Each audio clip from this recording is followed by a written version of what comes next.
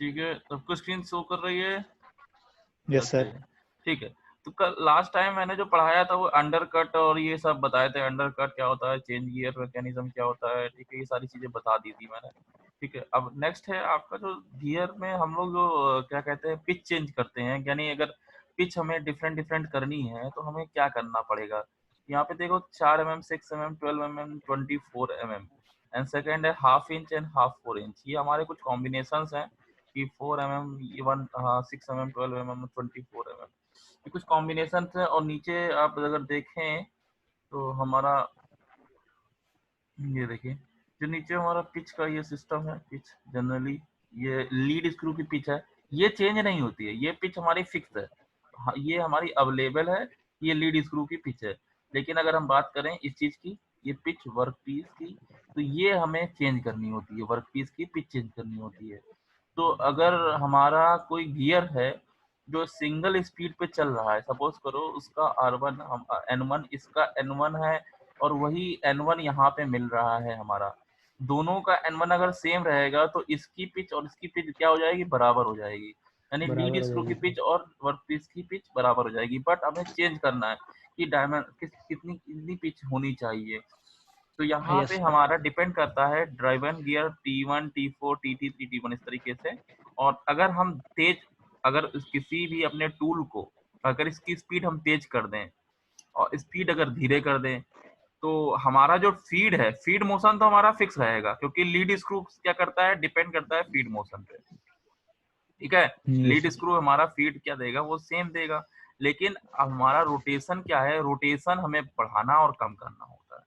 अगर किसी चीज, अगर हमारा कोई आगे ऐसे की तरह इस तरीके से बढ़ रहा है, ठीक है, कोई ऑब्जेक्ट आगे की तरफ बढ़ रहा है, इसमें मैं सेलेक्ट कर देता हूँ। अगर कोई ऑब्जेक्ट हमारा इस तरीके की आगे की तरफ बढ़ रहा है, ठीक है, स्पीड फीड इस तरीके से बढ़ रही है, तो अगर स्पीड हमारी फीड की फिक्स है, क्योंकि वो लीड स्क्रू से टच रहेगा फीड, ठीक है, फीड जो होती है किससे टच होती है, ऑटोमेटिक लीड स्क्रू से टच होती है। लेडीज। लेडीज। हाँ, और लीड स्क्रू से फीड जब टच रहेगी तो हमारा मोशन क्या होगा, वो सेम रहेगा, फिक्स रहेगा, वो अपनी एक स्पीड से ही आगे बढ़ेगा। लेकिन अगर हम स्पिंडल की स्पीड को ऊपर नीचे कम ज्यादा कर दें तो क्या होगा, कटिंग जो होगी वो ज्यादा और कम हो जाएगी, मतलब जल्दी जल्दी होगी कटिंग और देर देर में होगी। यानी अगर आपकी फीड आगे बढ़ रही है, तो सपोज करो आपने चारा काटना है, समझ इस हाथ से समझो, ठीक है, चारा सबने कटता हुआ देखा है, नहीं देखा, किसी ने काटा भी होगा, देखा है सर। देखा है ना, जो हाथ देखा से है। हैंडल घुमाते हैं काटते हैं। Yes sir. Yes sir. ठीक है, तो अब ध्यान से समझना कि अगर चारे को आप धीरे धीरे अंदर की तरफ बढ़ा रहे हो, ठीक है, और जो हैंडल ऑफ रोटेशन है उसको अगर स्लो काटोगे, और फीड अब चारे को बढ़ाने की स्पीड जो है वो हमारी फिक्स है, ठीक है, और रोटेशन जो है हमारा वो क्या है, स्लो है, तो क्या होगा, स्लो। चारे के चारा जो होगा वो बहुत बड़ा मोटा मोटा कटेगा कटेगा। Yes yes sir. और अगर हमारे यस सर। चारे की स्पीड फिक्स है, लेकिन रोटेशन हमने क्या कर दिया, उसको बहुत ज्यादा दे दिया, स्पीड हाई कर दी, तो क्या होगा, वो बारीक बारीक कटेगा। Yes sir. क्योंकि फाइन कटेगा।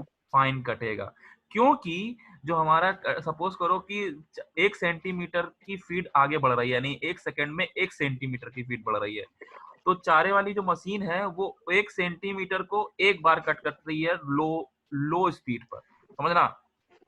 लेकिन हाई स्पीड रोटेशन स्पीड पे वो 1 सेंटीमीटर को 5 बार कट कर रही है।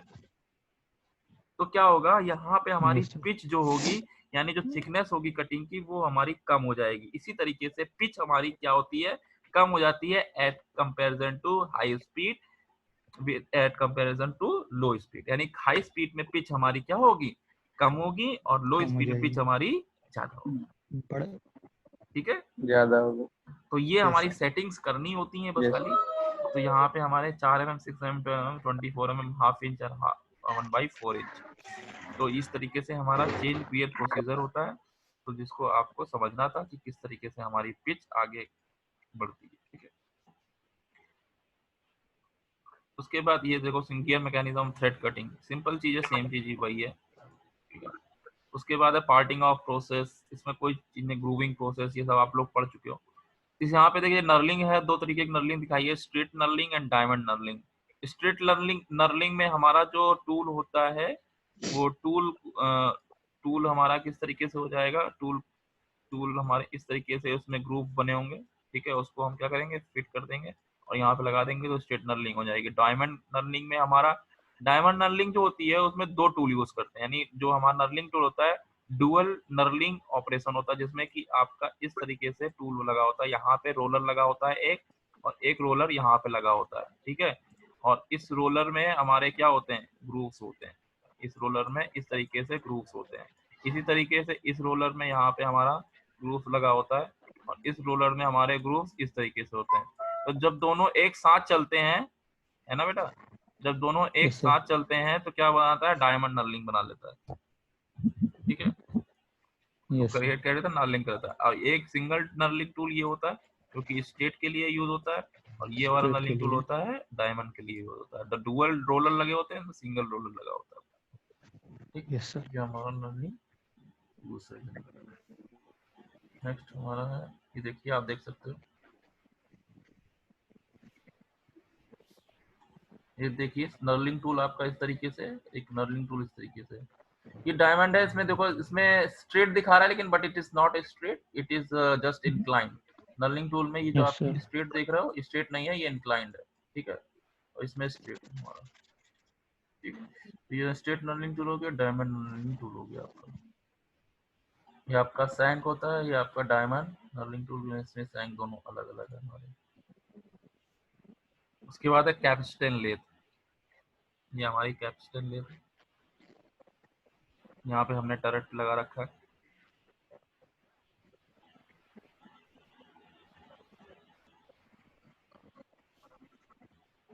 This is your capstan lathe. Capacitor lathe और टरेट लेथ हमारे यहाँ पे, टरेट जो लगा हुआ है ये टूल को फिट करने के लिए होता है, यहाँ पे टूल पोस्ट नहीं होता जनरली। यहाँ पे क्या है, टरेट टाइप का एक हेक्सागोनल पार्ट बना हुआ है, और ये आपका चक स्पिंडल जहाँ पे चक होगा, हेड स्ट्रोक होगा, और ये स्क्वायर टरेट है जिसमें क्रॉस स्लाइड बनी होगी, आपका टूल इस तरीके से मूव कर सकता है, रियल टूल पोस्ट कह सकते हो। और ये टरेट जिसमें आपका मोशन होता है, यहाँ पे रैम लगी हुई है, कोई वो नहीं लगा हुआ है। सैडल आपका इस तरीके से यहाँ पे बना होगा, हैंडल वैंडल लगे होंगे इसमें, ठीक है। तो ये कैप्स्टन लेथ है। Another is a turret lathe, this is a turret lathe. यहाँ पे स्क्वायर टरेट लगा हुआ है, जबकि यहाँ पे आपका दोनों side length wise rear tool post लगा हुआ है, क्रॉस स्लाइड यहाँ पे लगा हुआ है, जबकि यहाँ पे आपका स्क्वायर टरेट लगा हुआ है, ठीक है। बाकी सैडल और हेड स्ट्रोक स्पिंडल सब एक ही चीज समान है। This is a turret. What is the turret?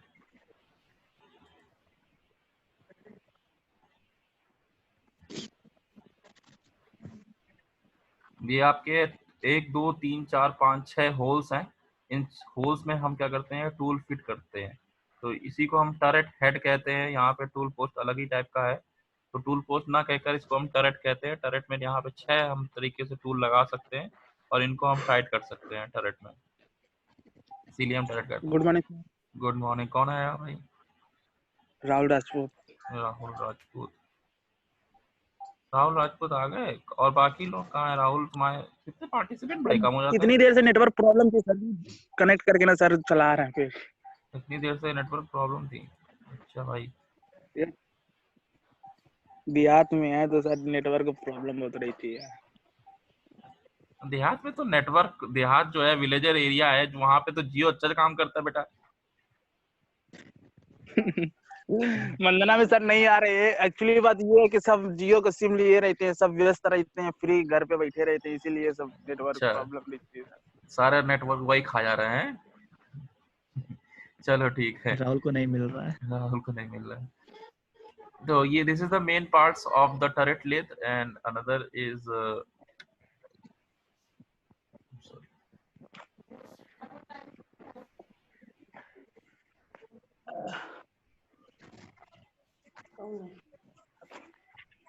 यहाँ पे 2 तरीके की लेथ दिखाई गई हैं। पहला है आपका turret lathe, another is the capacitor lathe, ठीक है। तो यहाँ पे देखिए, ऊपर का हेड स्ट्रोक की बात करें तो head stroke is same, similar in this case, और सिमिलर यहाँ पे लीवर 3 दे रखे हैं, 2 दे रखे हैं, डजंट मैटर कि 3 भी हो सकते हैं आपके कैपेसिटर लेथ में, ठीक है। यहाँ पे स्क्वायर टूल पोस्ट दिया हुआ है, यहाँ पे भी स्क्वायर टूल पोस्ट दिया है। But in case of the turret lathe, तो टरेट जो है हमारा यहाँ पे देखिए टूल टेल क्या कहते हैं आपका हेड स्ट्रोक और टेल स्ट्रोक। टरेट जो है टेल स्ट्रोक की तरह काम कर रहा है, जबकि यहाँ पे टरेट जो है आपका मूवेबल है प्रॉपरली, और उसके लिए अलग से मूवमेंट रैम पे लगा हुआ है। यहाँ पे कोई रैम अवेलेबल नहीं है।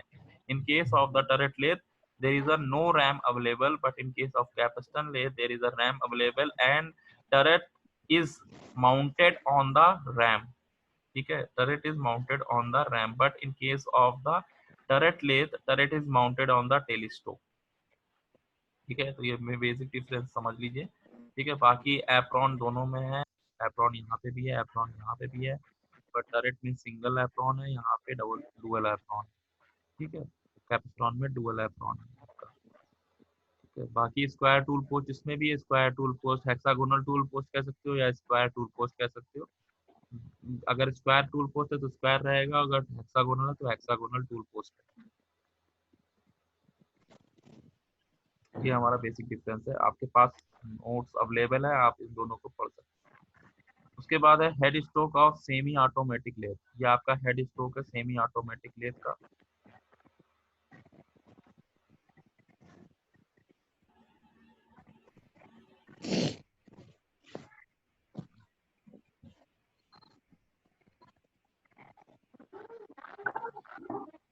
ठीक है, this is your same head stroke of semi का।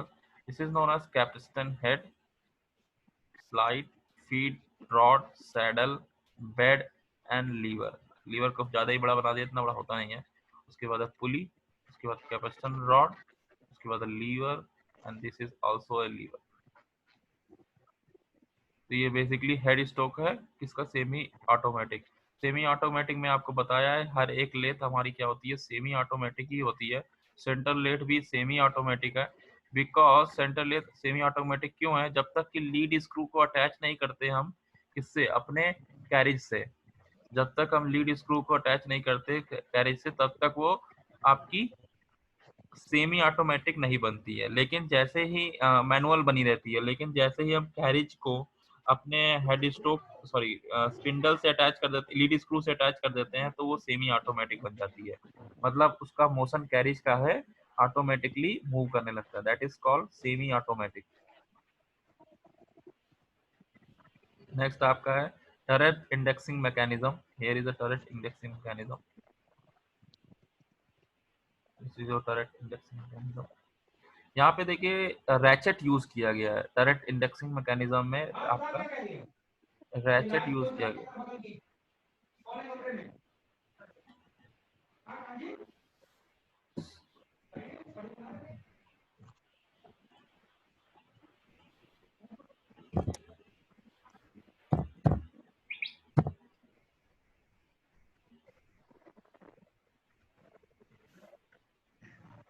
दिखाई दे रहा सभी को, कट तो नहीं रहा?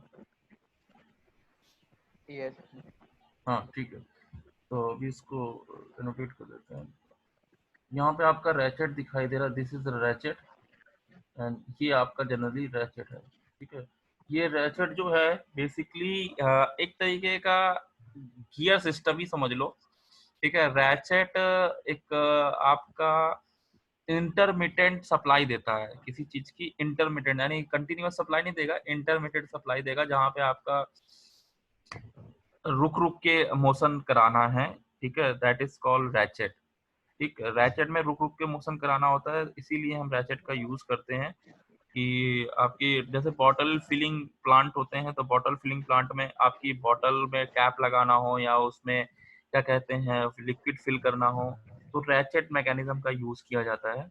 यहाँ पे भी उसी तरीके से है, टरेट में इंडेक्सिंग मैकेनिज्म जो होती है वो रैचेट के थ्रू की जाती है। इंडेक्सिंग कुछ नहीं होती है, इंडेक्सिंग में हमें क्या करना होता है कि किसी चीज में अगर सपोज करो कि गियर कट करने हैं, तो गियर कट करने में हमको कितने साइज का गियर कट करना है, तो वो पर्टिकुलर एक मैकेनिज्म जो है उस टाइम पे फिक्स होनी चाहिए, इंडेक्स प्लेट होनी चाहिए, इंडेक्स प्लेट में वो फिक्स होनी चाहिए। तो ये आपकी इंडेक्स प्लेट है, ये जनरली जिसमें 6 होल दिखाई दे रहे हैं, first one, second one, third one, fourth one, fifth one और सिक्स वन में हमारी स्प्रिंग अटैच है। समझना, ठीक है। तो ये हमारे क्या है, 4-6 होल हैं जिसमें इस समय पहले इस तरीके से प्लंजर जो है, प्लंजर पिन जो है वो अटैच है स्प्रिंग के through, that is attaching at index plate at single point, ठीक है। तो ये प्लेट इस पॉइंट पे अटैच है, फिर इसके बाद ये अटैच है, इसके बाद ये अटैच है, इसके बाद ये अटैच होगा। डिफरेंट डिफरेंट हमारी स्प्रिंग अटैच हो जाएगी पर्टिकुलर डिफरेंट डिफरेंट स्लॉट्स पे। तो ये स्लॉट्स पे अटैच करने का मोशन जो कराना होता है वो रैचेट कराता है, रैचेट मूव करता है और फिक्स हो जाता है। उसके बाद दूसरा मोशन नहीं होगा, यानी motion is fixed at a single direction, not is motion move in other direction. यानी रैचेट में सिर्फ एक तरीके से मोशन ही होता है, दूसरी तरफ मोशन नहीं होता, दूसरी तरफ लॉक हो जाता है, that is called locking mechanism also. तो यहाँ पे रैचेट देख रहे हैं, तो रैचेट आपका कुछ इस तरीके से है, और जब आपका मोशन कराना होगा तो वो मोशन इस तरीके से ही होगा, इस तरफ ही होगा, दूसरे तरफ क्या होगा, ये ब्लॉक हो जाएगा, ये आपका इस तरीके से ब्लॉक हो जाएगा। तो यहाँ पे आपका इस मोशन में अगर हम देखें, ये मोशन आपका क्या है, ब्लॉक है, क्रॉस कर सकते हैं इसको, ये ब्लॉक मोशन है। मोशन आपका किस तरीके से हो रहा है, एक एंटी क्लॉकवाइज डायरेक्शन में ही हो रहा है, क्लॉकवाइज डायरेक्शन में मोशन ब्लॉक कर रहा है रैचेट, ठीक है। उसके साथ बेवल गियर लगाया गया है। बेवल गियर इसलिए लगाया गया है क्योंकि पिनियन जो शाफ्ट है हमारी, पिनियन शाफ्ट बेवल गियर को चला रही है, कंटिन्यूअस मोशन देना है, कंटिन्यूअस मोशन देना है, बट पर्टिकुलर मोशन को अटैच रोकना भी है, ठीक है, यानी क्लॉकवाइज मोशन को रोकना भी है, ठीक है। यस तो सर। कंटिन्यूअस मोशन सप्लाई करेगा बेवल गियर, बट एक पर्टिकुलर पॉइंट पे ये अटैच हो जाएगा, जिसके कारण उस पॉइंट पे इंडेक्सिंग हमारी हो जाएगी, और वो इंडेक्सिंग के बाद फिर हमारा मोशन बेवल गियर के थ्रू ट्रांसफर किया जाएगा। यानी डिफरेंट डिफरेंट पॉइंट्स पे हमें मोशन को ब्लॉक करना है, और उसके बाद फिर हमें मोशन देना है, ठीक है। तो ये हमारा एक टरेट इंडेक्सिंग मैकेनिज्म है, जिसमें ratchet, plunger pin, spring, indexing plate, bevel gear का यूज करते हैं हम लोग, ठीक है, ये याद रहना चाहिए। इसके बाद डॉग पोल, डॉग पोल कुछ नहीं है, एक क्लच का काम करता है, ठीक है। तो ये टरेट इंडेक्सिंग मैकेनिज्म है, कभी कभी पूछ लेता है तो ये आपको डायग्राम बनाना पड़ेगा।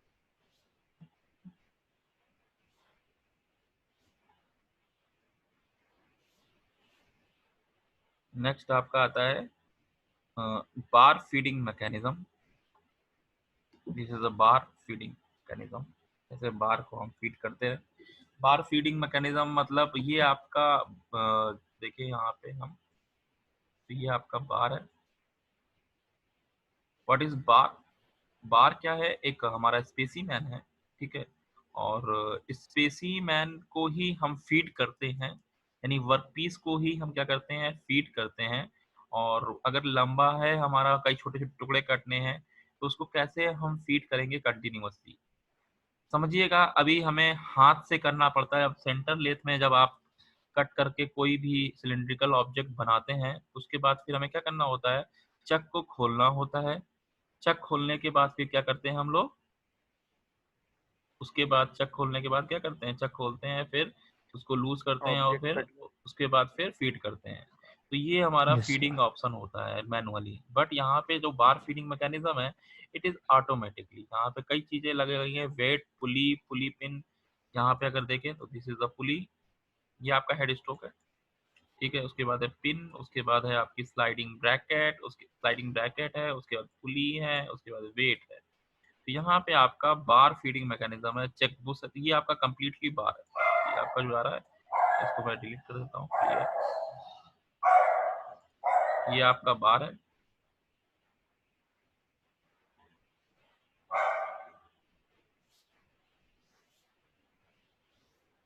ठीक है,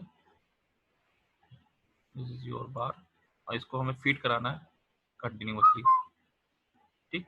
तो ये कंटिन्यूअसली हमारा फिट करता जाएगा और कटिंग होती जाएगी, या फिर कोई इसमें बीच में कुछ ऑप्शन करना है, तो बीच में कोई कटिंग करनी है, ग्रूव बनाने हैं, तो कंटिन्यूअसली फीड भी देना है और कटिंग करके आगे बढ़ाना है। यहाँ पे वेट के थ्रू हम पुली क्या कर रहे हैं, बढ़ा रहे हैं, और ये जो है ऑप्शन, ये इसे कहते हैं, ये जो हमारा होल्ड करा हुआ है, इसी को स्टील वायर को हम आगे की तरफ बढ़ा रहे हैं। Generally this is a steel wire, यहाँ पे this is bar. So rotation of the pulley will contact with this bar chuck. This is known as bar chuck. इस bar chuck और bar stock दोनों को क्या होता है, ये आपका पुली जो मैकेनिज्म है, यहाँ पे ये जो आपका सॉलिड एरिया दिया हुआ है, यही आपको धीरे धीरे आगे की तरफ पुश करता रहेगा। यहाँ पे स्टिल ये आपका क्या है, ये पुश करता रहेगा आगे आगे की तरफ। ये होल्डिंग डिवाइस जैसे ये आगे धीरे धीरे पुश करता रहेगा, पुली का रोटेशन होता रहेगा, यहाँ गियर लगे हुए हैं, ठीक, गियर के आगे ये आगे की तरफ धीरे धीरे पुश करता रहेगा। जैसे ही आपका कटिंग हो जाती है तो फिर ये ऑटोमेटिकली पुश कर देता है, और रोटेशन हमारा ग्रिप आप लूज कर सकते हो, तुरंत लूज करोगे तुरंत आपका फील हो जाएगा। तो ऑटोमेटिकली आपका यहाँ पे आपको बढ़ाने की जरूरत नहीं पड़ेगी, ये ऑटोमेटिकली बार स्टॉक को पुश करता रहेगा। चक पुश है, बार चक है। इसे स्लाइडिंग ब्रैकेट। स्लाइडिंग ब्रैकेट का काम क्या होता है कि इसको हम स्लाइड करते रहते हैं, बार को हम स्लाइड करते रहते हैं, इस बार को हम क्या करेंगे, स्लाइड करते रहेंगे आगे की डायरेक्शन में।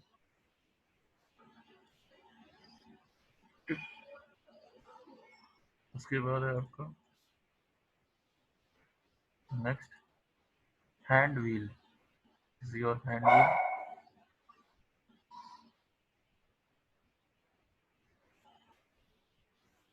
Is your slide tool holder और hand wheel. Slide tool holder आपका जो है, स्लाइड टूल होल्डर आपका टरेट लेड और कैपेसिटर लेड दोनों में यूज होता है।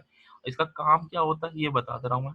स्लाइड टूल होल्डर आपके टूल को प्रॉपर टूल को जनरली कैरेज, जब काम हमारा कैरेज जो होता है, कैरेज से हमने फिट कर दिया, टूल पोस्ट पे हमने फिट कर दिया, बट समटाइम्स कि आपको टूल को बहुत ही माइन्यूट सा आगे पीछे के लिए मूव कराना है, टूल को आपको मूव कराना है। तो आप जैसे ये टूल है आपका, इस तरीके से टूल है आपका,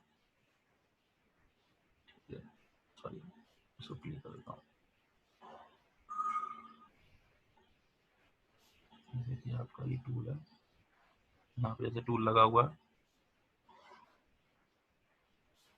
ठीक, और ये आपका टूल पोस्ट है, this is your tool post, इसमें आपका टूल पोस्ट लगा हुआ है। तो आपका एक बार टूल पोस्ट में टूल फिट हो गया तो आप सिर्फ कैरेज टूल पोस्ट को ही क्रॉस स्लाइड से आगे पीछे मूव करा सकते हैं। बट अगर आपको कहीं रोटेशन देना है टूल को तो वो भी टूल पोस्ट से हो जाता है। बट अगर माइन्यूट सा और प्रिसीजन टूल मूव कराना है, प्रिसीजनली मूव कराना है, तो आपको इस हैंड व्हील के थ्रू टाइट और लूज कर सकते हैं। अपर होज लोअर होज जो है ये आपके टूल फीट को अलग से फीट करा रहे हैं, इसको क्या कर रहे हैं, ज्वाइंट फिक्स करा रहे हैं। जबकि स्लाइडर क्या काम कर रहा है, स्लाइडर इसको आगे पीछे की मूव कराता है। टूल पोस्ट आपको रफली मूवमेंट देता है, जबकि आपका स्लाइड टूल जो होल्डर है वो प्रिसीजन मोशन देता है। प्रिसीजन मतलब अगर आप 1 mm भी आपको मूव कराना है तो आपको स्लाइडर में जो ये पॉइंट्स बने होते हैं हमारे, ये स्लाइडर्स में जो पॉइंट्स बने हैं इधर और यहाँ पे आपके इधर ये बने होंगे, ठीक है, पीछे साइड इसमें दिखाई देता है। तो ये आपको 0.1 mm ही आपका मूव करा सकता है। लेकिन अगर टूल पोस्ट पे मूव कराएंगे तो ये 1 mm तक ही काम करेगा। लेकिन 1 mm के नीचे मूव कराना होगा तो फिर आपको स्लाइड टूल होल्डर का ही यूज करना पड़ेगा, अदरवाइज प्रिसीजन क्रिएट नहीं हो पाएगा। तो बहुत सारे केसेस में हमको इस तरीके से भी काम करना होता है। तो स्लाइड टूल होल्डर इसीलिए यूज भी होता है, ठीक है। नेक्स्ट है आपका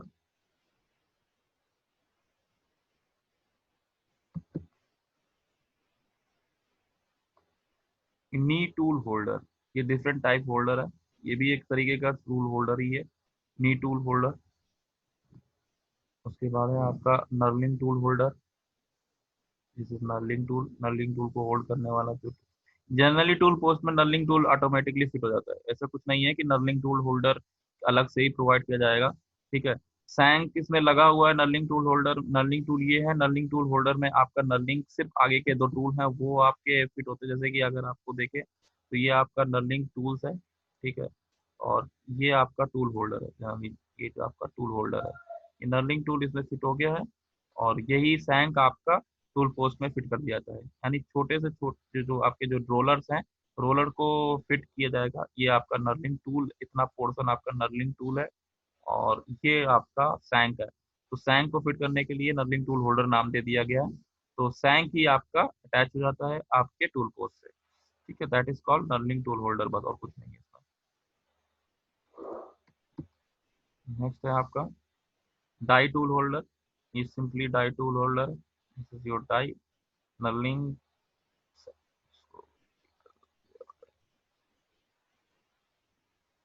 ये आपका टैप टूल होल्डर है, डाई टूल होल्डर है, दो तरीके के होल्डर है। This is your tapping tool, tap tool है, this is your tapping tool, this is your die tool holder.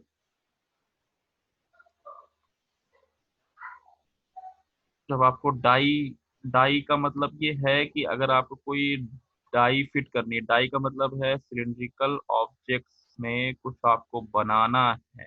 कोई आपका सिलिंड्रिकल ऑब्जेक्ट है और यहाँ पे कुछ आपको क्रिएट करना है, सपोज करो इस तरीके की डिजाइन या ज्योमेट्री क्रिएट करनी है, या फिर आपको स्क्वायर टाइप की कुछ डिजाइन ऑब्जेक्ट यहाँ पे आपको बनानी है, तो ये आपकी डाई के थ्रू ही होती है। और डाई यहाँ पे कई तरीके की डाई, जॉ आपका जो है, ये जॉ है, यही आपके जॉ जो होते हैं डाई बने होते हैं। और इसको होल्ड करने के लिए आपको प्रॉपर एक टूल चाहिए होता है, ठीक है। तो दैट इज होल्डर चाहिए होता है, दैट इज कॉल्ड होल्डर। ये सैंक ही ये आपका होल्डर है, और ये सैंक ही इसका भी होल्डर है। यहाँ पे भी जो सैंक है ये आपका होल्डर है। This portion is known as holder. इसको मैं डिलीट कर देता हूँ, clear. This portion is known as holder,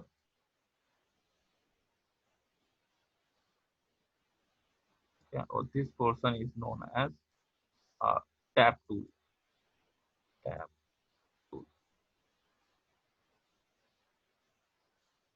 ये आपका टैप टूल हो गया। सिमिलरली इसमें आपका यहाँ पे देखे जाए, ये कंप्लीट जो है यहाँ से यहाँ तक, दिस इज कॉल्ड डाई। और इसमें आपकी ये जो है आपका process, that is called die. और बाकी का पीछे वाला पोर्शन आपका होल्डर है, ठीक है। तो ये होल्डर है, जब जनरली हम फिट कर देते हैं। जैसे कि अगर आप स्क्रू ड्राइवर की बात करें, तो स्क्रू ड्राइवर में आपका जो हैंडल होता है और स्क्रू ड्राइवर जो होता है, तो आपके कई कई स्क्रू ड्राइवर्स होते हैं जिसमें आपको स्क्रू ड्राइवर्स की बिट लगानी होती है। और स्क्रू ड्राइवर्स की सपोज इसको समझ क्लियर कर देता हूँ। जैसे स्क्रू ड्राइवर आपको ये देखा जाए तो आपका ये स्क्रू ड्राइवर्स की बिट मान लो, ठीक है। और यहाँ पे आपके कुछ डिजाइन होती है, होल्डर स्प्लाइन होते बने होते हैं। और ये आपका जो हैंडल होता है कुछ इस तरीके से होता है, जिसमें आपका स्क्रू ड्राइवर यहाँ से फिट हो जाता है, that is called holder, and this is called die. Simply एक नर्लिंग टूल ये हो गया, और ये डाई हो होल्डर हो गया। तो ये आपका जनरली डिफरेंट टाइप के होल्डर्स डिजाइन जो बनानी जाती है। उसके बाद है V study box tool holder. ये स्टडी बॉक्स टूल होल्डर ये आपका चक में यूज होता है, और चक में इसलिए होता है क्योंकि वर्कपीस को हमें लगाना होता है। V study box tool holder, ठीक है। तो ये आपका वी स्टडी बॉक्स है, जिसमें आप वर्कपीस देख सकते हैं तो किस तरीके का वर्कपीस है, और इसको हमें होल्ड करना है, ठीक है। तो ये वी स्टडी बॉक्स होल्डर है। आपके चक में ये प्लेट लगी हुई है, एंगल प्लेट जिसे कह सकते हो। यहाँ पे अगर देखें हम, this is your chuck plate या फेस प्लेट कह सकते हो, और इसमें कई सारे ब्लॉक लगे हुए हैं। This is your V block, V study block. These are the bolts, ये आपके चक के फेस प्लेट में लगे हुए हैं, और ये आपका वर्क पीस है, ठीक है। तो ये आप ये समझली इसको क्लियर कर देता हूँ। ये आपका टूल लगा हुआ टूल पोस्ट पे, this is part of tool post, and the back portion is part of chuck. तो ये आपका फेस प्लेट है, this is your face plate, F को नाम दे दे रहा है face plate, and this is attach V block which is